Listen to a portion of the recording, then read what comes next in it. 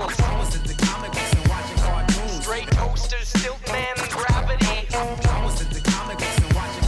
Grimjack, concrete, Avengers Academy. I read comics and books, yeah, Marvel. Hello and welcome to Speeding Bullets Reloaded. I am Richie, one of your fabulous hosts, and we also have... It's Topper! What was that? I need to get one of those, like... bow, bow, bow, or whatever you do. Wow. Neither one of us did that right. It's like Arrested Development doing the chicken dance, the chicken sound. This is why I can't say my name right away, because this is what happens, and then I'm like, oh, and by the way, hey, Schuler over here. Hi, Schuler. Because you two yahoos. Schuler's on the podcast. I'm here. I'm the only one with glasses. Yes, nerd. You nerd. Yeah. Good day, eh? And welcome to our podcast. It's the Great White North. Do you know what that is? What did you say? I said it's the Great White North. Oh, Great White North. Okay. Yeah. Didn't sound like that at first. Oh, okay. That's what I heard, so but I don't know what you heard. I didn't hear what he said. All I heard was... and I'm like... We're sitting right here. We're right across from you. Yeah. Do you maybe need to move the thing so No, that's good. You can hear properly? Can you hear that? There you go. Well, we can hear the sound effects. Yeah, Yeah, making sure. I didn't test that before, so I had to make sure. Well, there you go. How's everybody doing? You know, it's a nice sunny day right now. We're doing a Friday afternoon morning podcast. Morning, afternoon, during the day. Which Got out of my coffin early to make this happen. We means actually that didn't have an episode to release today because we were supposed to meet earlier this week, but schedules and stuff. Cause... things got in the way. So what that means is that I'm way more alive right now than I normally am in the evening. Richie's always alive. And yeah, I'm barely awake. You're barely awake, so you're taking my place this time around. Vampire. Mornings. But what's really exciting I don't function. What's really exciting about this is that it is our second week in a row that we have done an in-person. In person. Yeah. I mean, we know that next week is going to be remote, but Because I won't be here. it's exciting that we were able to fit two in-person. And Tupper has Christmas decorations. Yes. Ooh, look It's at the like tree. pre-Christmas episode. Not only does Tupper have Christmas decorations, but their wrapping is done. Like, I am...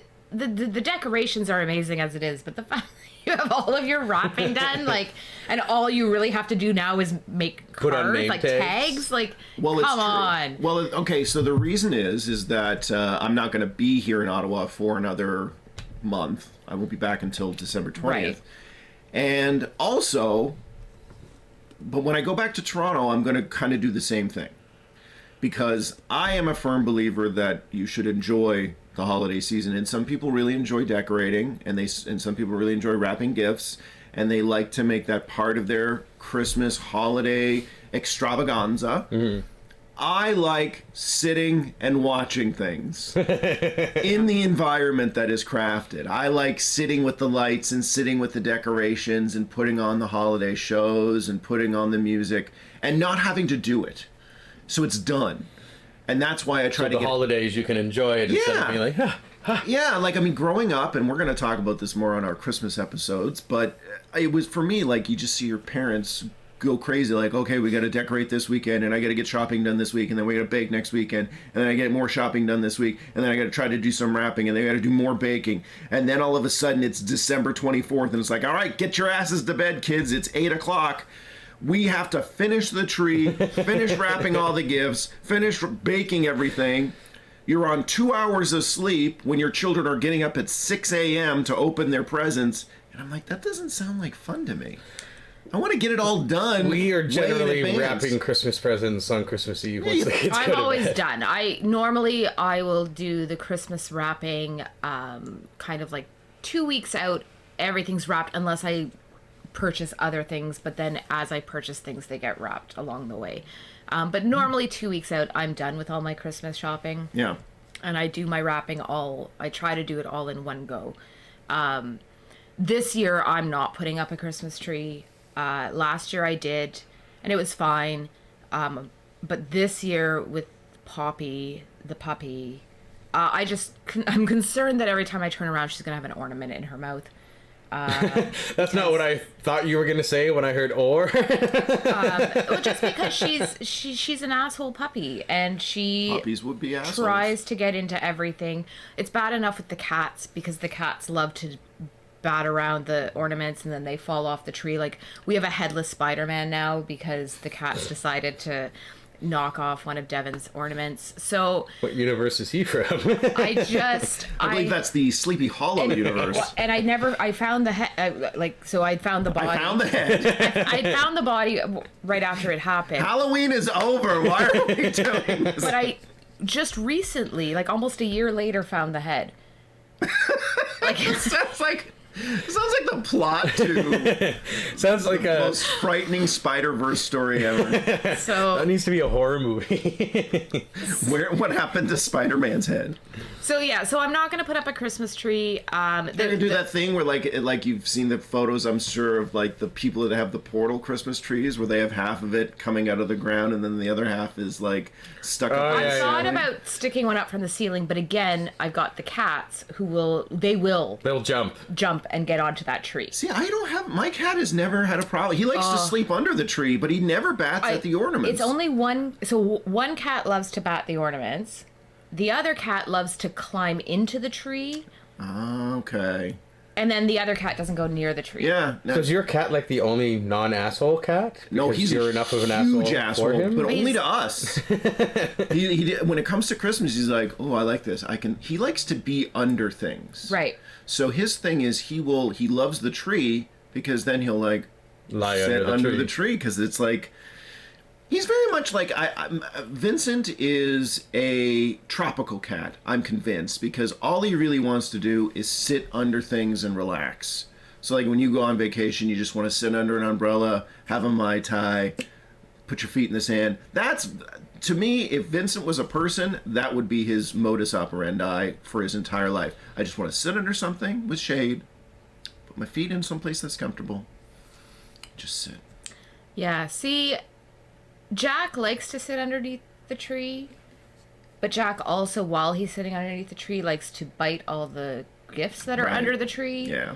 Because he loves to chew things. Yeah, Vincent's a little bit like that, but we've never had a problem with him and gifts. So, like, I've had him unwrap gifts because I wake up in the I morning. want to take and- part in Christmas. So I think this for me? the gifts are going to end No. up being like in a closet until Christmas morning when I bring them all downstairs.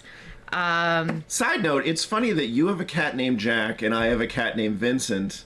We clearly didn't go after the comedy names for our cats. No. Well, so Just real people names. Jack My came dog's with named his Emma. name. Emma, Jack, Vincent.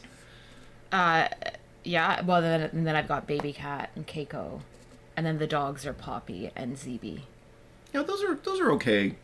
It's just Jack is a very non-cat name. Well, so- but Vincent is a very non-cat But name. when I got Jack from the Humane Society, Emma is a non-dog name. Yeah.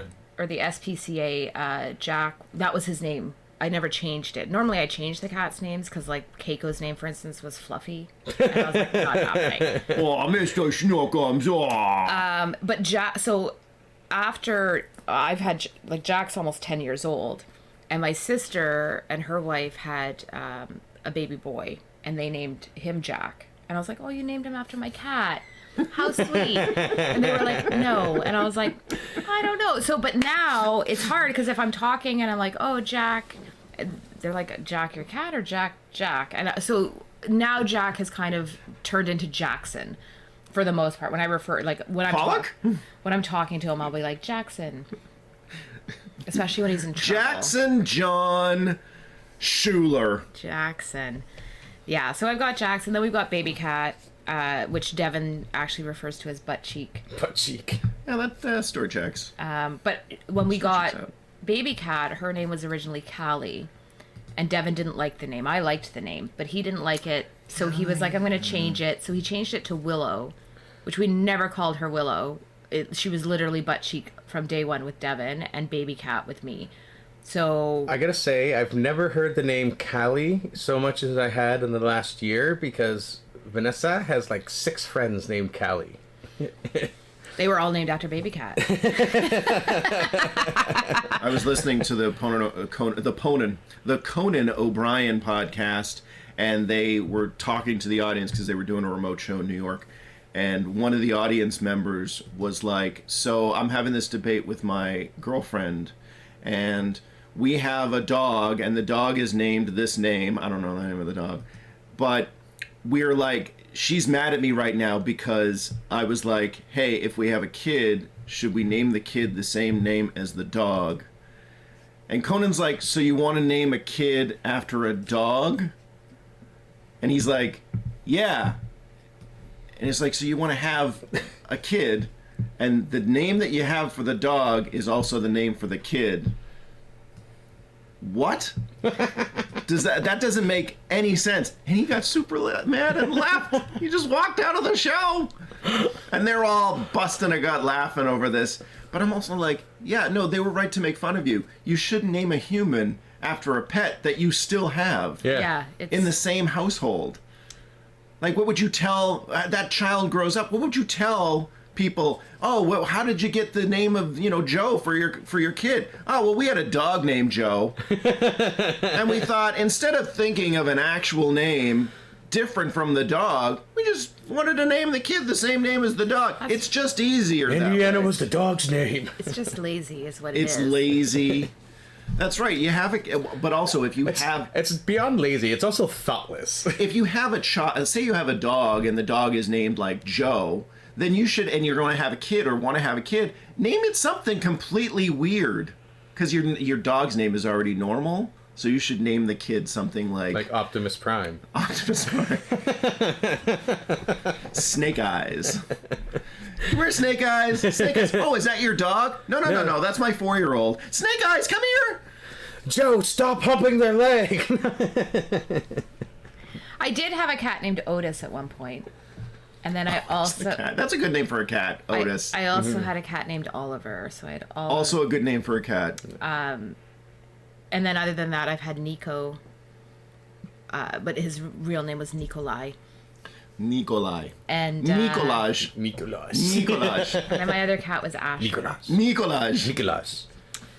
Asher was my other one. He was like this beautiful blue Persian. And so he was like that ash type color. So I was like, Asher's like the perfect name for him. He was an angry cat. Like, he was the cat that would stare at you from the top of like somewhere. Top of the Christmas tree. He would just ready stare. To pounce? Like, well, not even ready to pounce. It was just this eye of like, when I get my opportunity, you are dead. I am going to kill you. And so at one point, Maya, my dog, and Nico had gotten out of the house. And I came home and I was like, oh my God, like, has anybody found Asher?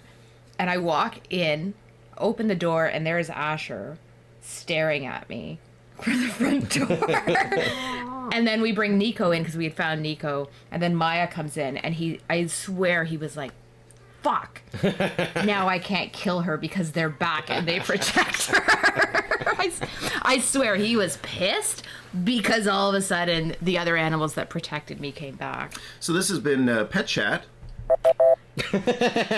And time's up. What's up next on Pet Chat? Before we get into... Grooming your guinea pigs. Oh, I had a guinea pig that... Oh my God, Jayme, shut up. Rusty. Oh my God. Before we get into some of our main stuff, I finished Parks and Rec. Finally, last like, night? what the fuck last took night? you so No, night long? before Night last. before. Night before last. What took you so long? Life, children. Some people Spider-Man don't 2. sit around the house all day like you do. Spider-Man Jayme. 2. He was playing video games. Oh, right. Yeah, I beat Spider-Man 2, and then I'm halfway through playing it at its ultimate difficulty, which is a top difficulty. I'm waiting for the update till they get New Game Plus, which is a thing they did with Spider-Man, where once you beat it, you can then restart it, and you have all the abilities already unlocked right away. So I want to do that again. Nice. So, but anyways, yes, Parks and Rec. I gotta say, I do like it better than The Office. Yeah, see? Woo!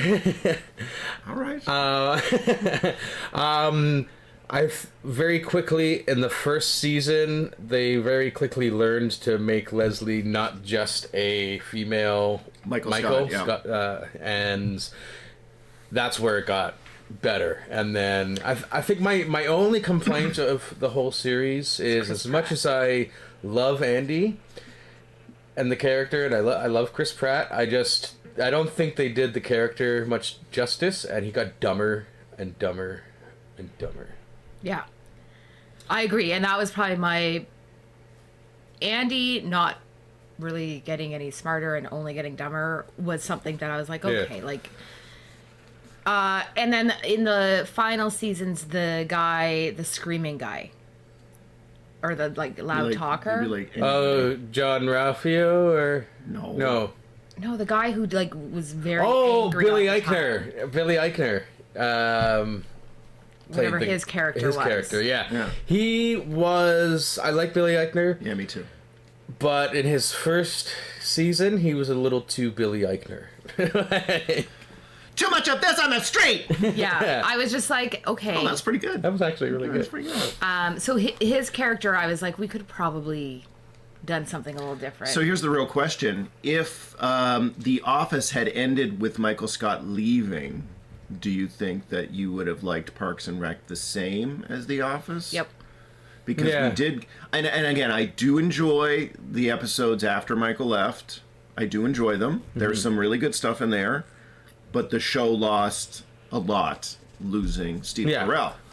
So it does feel like it did. I mean, and they had a great finale, one of the best sitcom finales. But I think it does diminish the overall product because you had those what are we gonna do now? Although I was very disappointed to see, and I guess because I looked it up afterwards, but that "Don't Be Suspicious" little blurb wasn't actually on Crave in the episode. I guess that's like a special feature in like the DVDs. I was like, damn it, I was waiting for that 7 seasons to happen, and it didn't happen. No, I think I still would have preferred Parks and Rec. Yeah.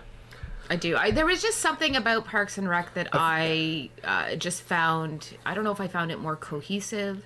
I think overall, with the exception of Andy, there's more growth for all of the characters. Yeah. Yeah. So. Yeah. And I know it's a sitcom, but when you're running that long, your characters still need to have growth. Yeah. Yeah. Yeah, no, I agree. I think it's a better written show from beginning to end. But I feel like The Office connected with me just a little bit more because of the tone of The Office and how it reacted to my life and the things because I worked in an office for many years. Oh, that was fun for me to watch because, of course, they jump ahead 3 years at one point, and then at the end what they're doing where everybody ends up and at one point they're in 2023, it's happening right now. Yes, we are in the post Endgame world finally. Yippee. So, and yeah, just overall, and I think it was also fitting that Cancelman Jam just ended up as a chef, just flipping Benihana. Yeah, Benny, that's the way. I just recently finished season 3 of the morning show. I know you guys don't watch the morning show, but you know what?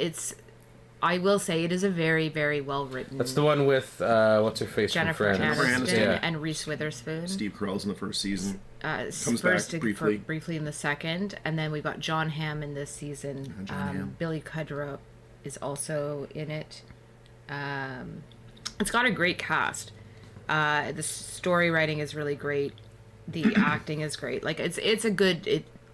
I definitely I know I'm hoping there's a season 4, because I now need to know what happened after the end of season 3. But it's very well written. It's not. It deals with a lot of issues that we're dealing with in real time. They dealt with the pandemic, they've dealt with the Me Too movement. This past one, they were dealing with the post-pandemic stuff, the Black Lives Matter, as well as the January 6th insurrection. So, there's a lot of stuff that they deal with in a way that I think they do well. Steve Carell was phenomenal when he was on it. Like, it's Steve Carell that you don't see every day because it's not a comedy. Yeah. Yeah, but he was also good in that where he played the psychologist that got kidnapped by the serial I've been killer. meaning Oh to yeah, watch yeah, that. yeah. Yeah, But it's pretty good. It's dark as shit. But the morning show came out. The season of the morning show came out before that. Yes, came it out. did. Yes. So again, like, it's just, yeah, it's a great show. If you want to wait until it's all out and then binge all the seasons, that's, but I do recommend people check it out because it is actually very, very well written. Oh, I very got well acted. I have picked two, and it's an anime, which is weird because I don't usually watch anime. But it's a North American anime. It's an all Asian cast. It's called Blue Eye Samurai. It's on Netflix. Holy shit. What a show. I am slow watching it because it's so good that I want to space it out. It's only 8 episodes, but they're like an hour each for an animated show. But it is really good. If you are a fan of high quality, I mean, it's like Disney cinema animation. It is so beautiful, and it's set in Japan. It's got samurais in it, a lot of swords, but it is so good and so beautiful, and it's got some great, like, the voice cast is just... That'll be a New Year pick for me then, because Yeah. we know I've already told you guys I'm heading into my Christmas movie binge Yes. sessions, where I'll be watching all the new Christmas movies that are coming out. Hallmark time is upon us. And not just Hallmark, like, there's new ones coming out on Prime. There's a new Eddie Murphy one that's coming out. There's a Robbie Melissa. Amell one on Prime called Xmas. Yeah, And then with there's- Leighton Meester. There's there's a Melissa McCarthy one as well, so those are going to be watched. I did watch just last night. I watched Spirited with Ryan Reynolds and That was Will really Ferrell. good. That was really That was good, a really yeah. good one. So, anyways, I'm going to start binging that. She's getting the most out of her Apple TV before I cancel my subscription. subscription before she's... Because it's going up to like... $12.99 a month. $12.99. There is nothing on that service justifying No. it being No. $13 a month. No, and that's why. So I wanted to binge through the latest season of the morning show. I watched Spirited. I'm going to double check tonight to make sure there's nothing else on there that I maybe just want to check to see. And then I'll be canceling it before that my next month is up. And then if the next time the morning show comes out with a new season, I'll just go, if I resubscribe for a month and then just cancel it. But Paramount just sent me an email saying they're Yeah, 50% off, so I it's saw that. $4.99 for the next 3 months. I'm like, well, maybe I'll unsubscribe to Apple, subscribe into Paramount, catch up on Lower Decks because I haven't been able to watch that. Same. Yeah. I'm thinking that might be a good option too. Like, I'm going to see how long the deal is on Till for the 27th. of this month. Yep. Fuck. It's like Monday. I guess I'll have to do it this weekend because 3 months at $5 is a pretty good deal. I know I'm going to want to watch Star Trek in the new year. Yeah. So, yeah, that might be the full. And it's only $10 a month. Yeah. It's not that bad, and they have a lot of good stuff. There's on a lot of there. other stuff on See, there, that's the too. thing. That's what I don't understand. Apple charging $13 for their services. They're not a lot of content that people like. Severance, we all watched, and that was such a good show. Yeah. But I'm not paying $13 a month for one show that has only had one season. They don't have enough. I'm not watching Ted Lasso.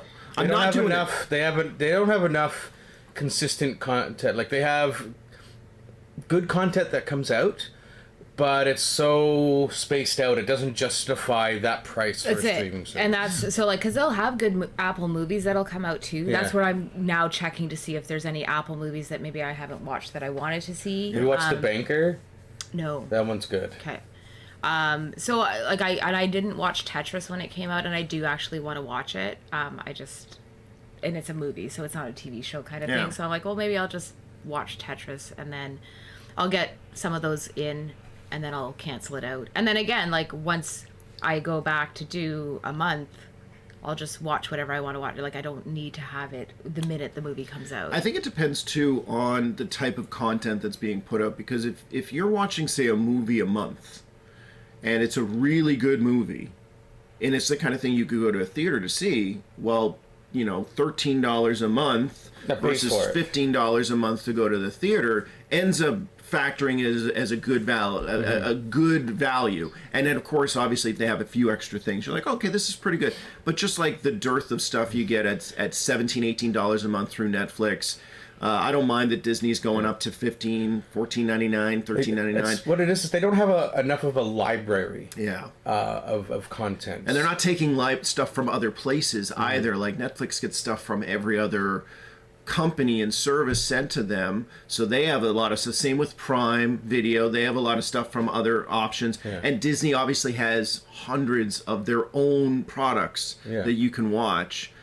And Crave, same deal, pulls from different places. But like Apple's they only put their own stuff up. Yeah. I mean, how many times can you watch Charlie Brown Christmas to justify that $13 a month price tag? Yeah.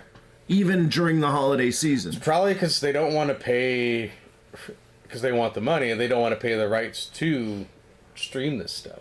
I mean, I don't know. It's just people. Even though they have it for sale in their stores, but that's different. But people aren't seeing it. I mean, but again, they're a multi-billion-dollar company, so they can throw $500 million annually into their production of product, and even if 10% of the people of Apple products are paying to see it, I mean, again, like we talked about before, 100 million. Say you had 20 million people signed up for Apple TV Plus at $13 now. Yeah. That's like $500 million. Yeah. What are you doing with the money? Well, I mean, they're paying John Hamm to be on the morning show for 8 episodes. Is it 8 episods? 10 episodes. Okay, that's pretty good. It's pretty good. We're moving towards this more British. Also, John Hamm in Parks and Rec. That was great. Oh yeah, briefly. He shows up in so many things for like. John Hamm seems like a guy that is just super cool. Like. Yeah, he's a celebrity version of me. Whoa. All right, that hurts. Whoa. That hurts.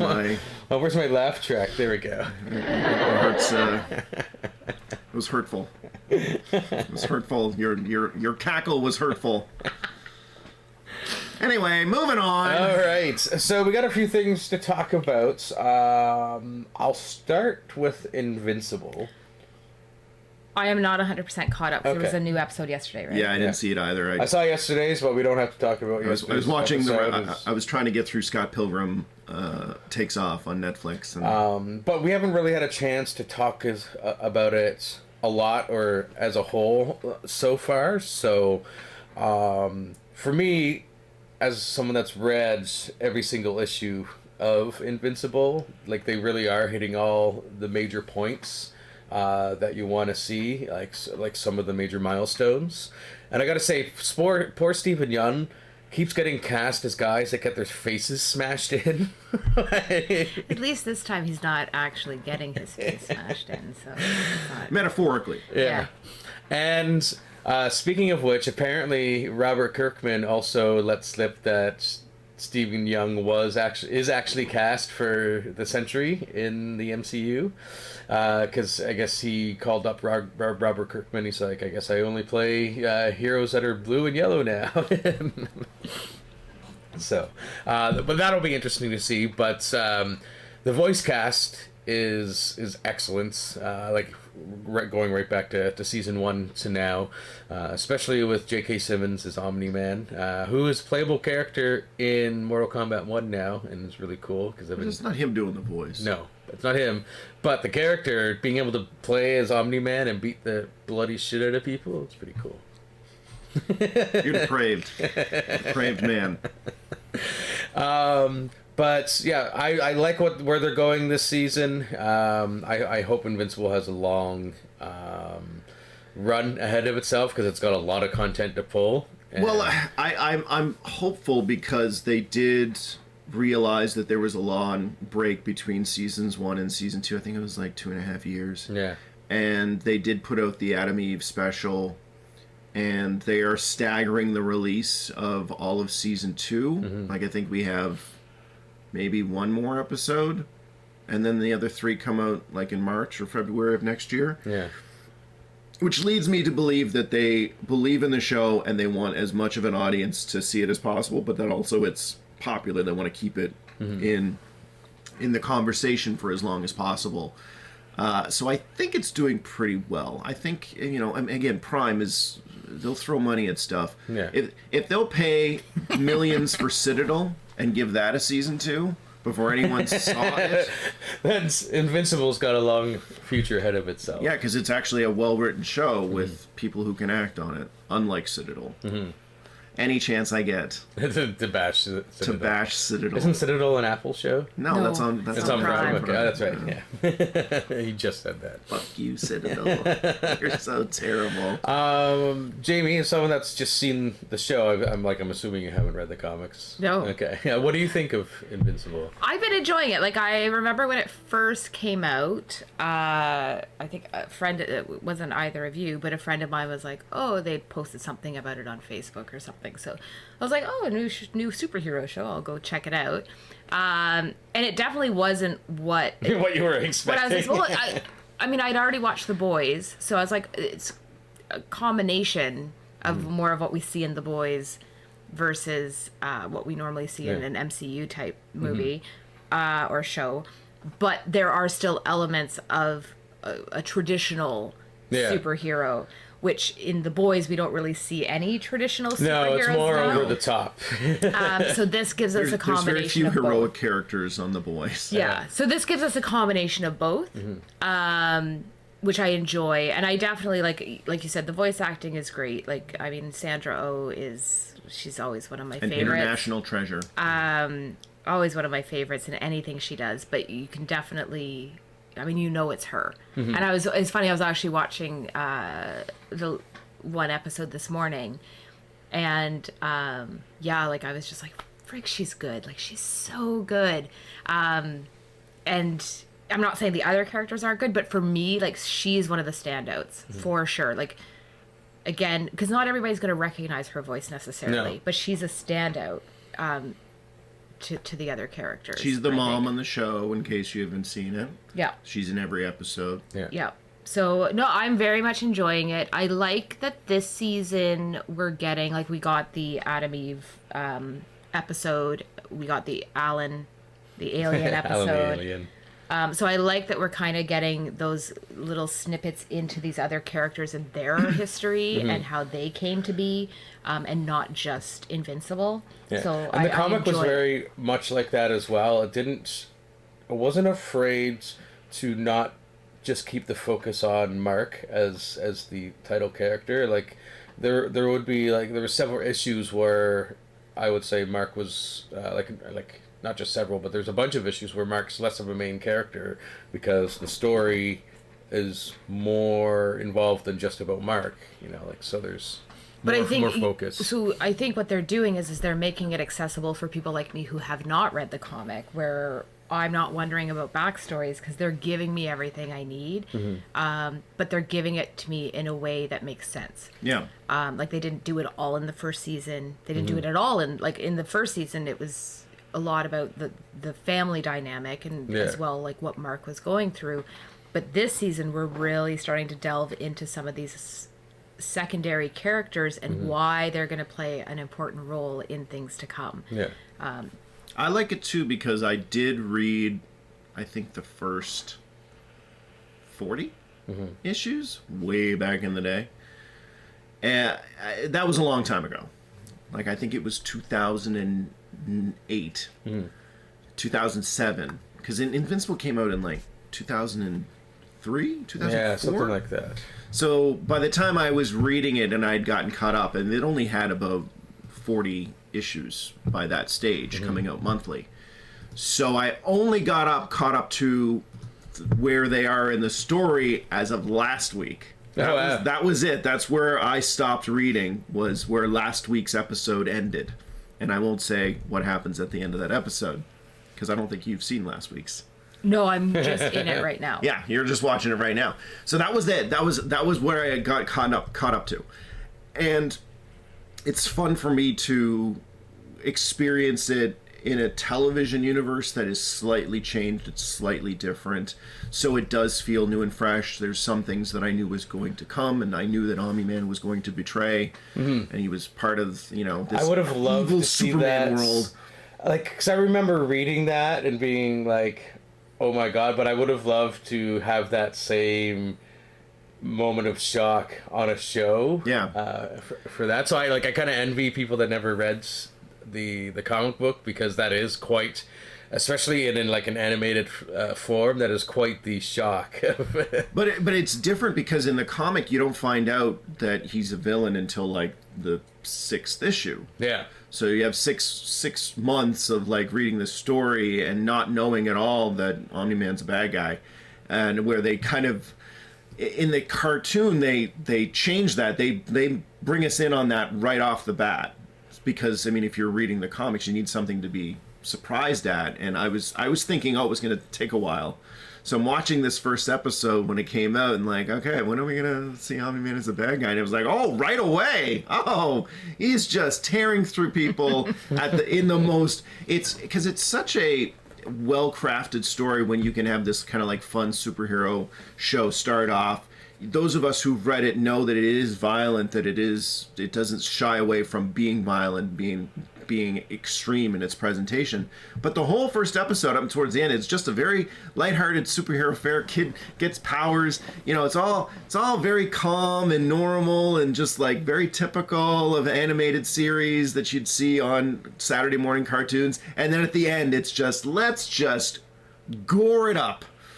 Let's show you gore and horribleness, and here's Omni-Man as a bad guy. And I love that presentation. It's really smart for those that have read the books, but those who had no idea, because immediately you're like, oh my god, he's a bad guy. Yeah. And then you get to play off of that for the rest of the episodes, and then you finally get to the point where they have their big fight, and that's obviously traumatic, and they deal with that. It's a very well-balanced show given all of the things that are happening, because it's pulling from every genre of comics. It's not just a superhero comic. There's also horror elements and science fiction elements and fantasy elements. And the fact that they are combining all of those things in this very accessible way is very similar to the original source material, but it's also crafted for TV. And I appreciate that they took the time to make something that's good for television, that you can watch and experience all those different worlds. And it doesn't feel too jarring. It doesn't feel like it's pulling you out of it. And that's a testament, because one of the things we've talked about a lot on this podcast is how it drives me crazy that Marvel doesn't have this balance between what goes on in their cinematic universe versus how to construct a proper television show with a beginning, a middle, and end, where it's actually a TV show, and it works in that time structure that they have of 30 minutes, 40 minutes, 50 minutes. It always just feels like a part of a bigger story. Yeah. And that's not how TV works. You need to craft something for TV. Invincible feels more like a TV show, where it's crafted for television, and it's all part of an overarching story, but here's what's going on this week with this person. Here's what's going on this week with this person. Here's what's going on this week with this person. And there's a story arc, a beginning, a middle, and an end. And that's something they do very well. Fun fact about the Invincible comic books, trade paperbacks, with the exception of like 4 or 5 of the trade paperbacks, all the titles are TV sitcoms. So like Family Matters, Perfect Strangers, like those are all names of the trade paperback volumes. Well, I mean, in the show, they attend high school at Reginald Bell Johnson High School, who is then a voice when they're graduating. He's the principal, Reginald Bell Johnson, famously from Die Hard. We're going to talk about Die Hard, not in this episode, but in another episode. So that's teasers for what is to come. A taste Coming of things soon. to come. Yeah. But yeah, so overall, Invincible, we're loving it. Yep.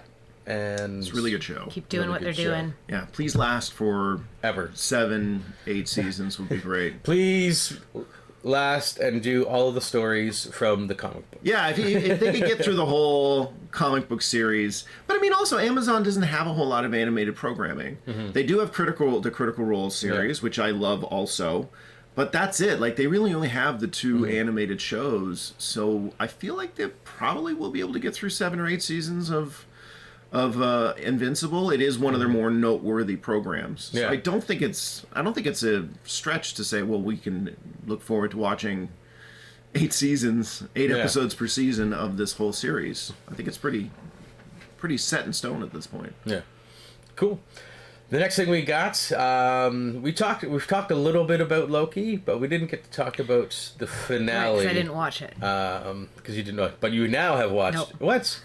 I thought you said you were going to watch it. I was, and then I realized I had to watch morning show before I have to pay. So I was like, Loki Miss, or pay an extra. I've done Parks and Rec now, but I can't watch one fucking episode of Loki. No, sorry, you are not. She was the really person. stuck between a rock and a hard place on that one. Do I finish off the thing that I'm paying for, or what is going on? It was So- even in the notes. Loki finale. It was. I mean, it's not like I waited what was make in, you to wait to what was talk in our about notes Barbie. for what was in our notes for months? Yeah, Barbie. Barbie was I in our cut you notes. off on that one. I'm like, I'm gonna get it out before you. I do. mean, we can say this about Loki without spoiling the finale, that it ends very strongly, yes. and that you'll be happy with the ending because it actually has an ending that makes sense for the characters. And it actually is, it kind of takes some of the issues that we've had in the show this season and fixes them. Yes. So I think you're going to be in the same page as me, where you're like, okay, I really appreciate what they did here, and it does something that Marvel TV doesn't always do, which is actually like stick the landing. The landing was very strong. Even if we getting there was like, I don't know where they're going with this, they kind of justify it. It's a really, really strong finale for a show that it was up and down. Yeah. It was never Secret Invasion down, Right. but it was like, where are they going with this? And the ending really fixes that problem. So watch it, Jake. Jesus. I will. Well, I'm now done morning show, so I can go home. January today. though, because now it's Christmas season. Now I you're know. watching Christmas Yeah, we'll talk programming. about it in January. That'll give more people time to watch it, and They should watch it. I mean, most people have watched it now. I don't know if most people have I mean, watched 2 out of 3 people have watched it. it in this room. That doesn't mean most people have watched it. The poll we took says 2 out of 3 people. We're sticking with that. That is 67%. Exactly. Well, 34%. She's just like 34% says fuck you. 34% say Barbie. Well, I guess we'll move along to the other topic, which was our main topic, and we all... What? Whenever you say topic, I can't help but think Topic from The Cutting Edge. Oh my god, I love that movie. Is that the name? Cutting Edge? Yeah. Cutting Edge? Yeah. With The the skating movie, right? yeah, skating the movie. figure skater with the, The hockey guy. player. Oh, yeah. Isn't that Phoebe Cates? No, it's not Phoebe Cates. No, it was so it was DB Sweeney D.B. Sweeney. and Moira Kelly. No, that doesn't sound right. Moira McTaggart? Oh my god, Richie. It's not even the same genre, Richie. How have you never seen The Cutting Edge? I've First seen of all, it. It's a great movie. I've seen it. Moira Kelly, I was Okay. right. Okay. Yes. I've seen it. I guess it didn't impact me as much as you guys, because it took me a second to remind. Do you want to know myself. why? Because it's a romantic comedy that's actually really funny and really charming, and it works because it's one of those setups where you're like, this shouldn't work. Hockey player becomes figure skater and falls in love with his figure skating partner. You're like, this is not the movie for me. I like action movies, but it's so clever and so well written, and it's got an interesting storyline to it. And yes, one of the scenes in the movie is him trying to learn how to skate with figure skates versus hockey skates, and he keeps falling over, and Moira Kelly keeps being like, toe pick. That's the reason you keep falling over, because it's a little thing. That's how you do the spins. And it's to be understood, she doesn't want him as her partner either not. at this point. So she's like toe pick, and as she's skating by him when he's on the ice, and she's like toe pick, Yeah. and he's like ah. Damn you! So you know what? It's not a Christmas movie, but it does have ice in it. So if you wanted to watch it this holiday season, it's Is that the bar for Christmas movies now? It has the weather of Christmas? we're going to talk about this when we talk about holiday films in one of our future upcoming I'm just giving a episodes. preview. But that's the preview, is that literally anything can be a Christmas movie. It does not mean it's a Christmas movie, mind you, but anything can be a Christmas movie if you believe. And because there's lots of ice in Cutting Edge, just go watch it. It counts. That's your bar. It's just like, What's that Will Ferrell's figure skating movie? Blades of Glory. Blades of Glory. That's a Christmas movie. Well, based on the bar we just said. I mean, it's got ice in it. I'm just saying, if Takes that place- is... It takes place during the Winter Olympics, parts of it. So, yes, absolutely. So it's more like a Valentine's Day because, like, Winter Olympics are normally in February, but I don't know. Again, the level of what we can get away with watching, from like November 20th through to December 31st. We'll get there in Christmas. We'll talk about I have it. opinions on that too. We'll talk about it later. Anyway, which is a long way of saying whenever you say topic, I think topic from the cutting edge. Keep talking. So, this is why you last turn time, in. That's is why I for have us- this sound effect that I forgot to play. It's the tangents that keep people tuning into this podcast. you should probably find the soundbite for Topic. Topic. Yeah. Yeah, what Our are we next paying you for, topic. Richie?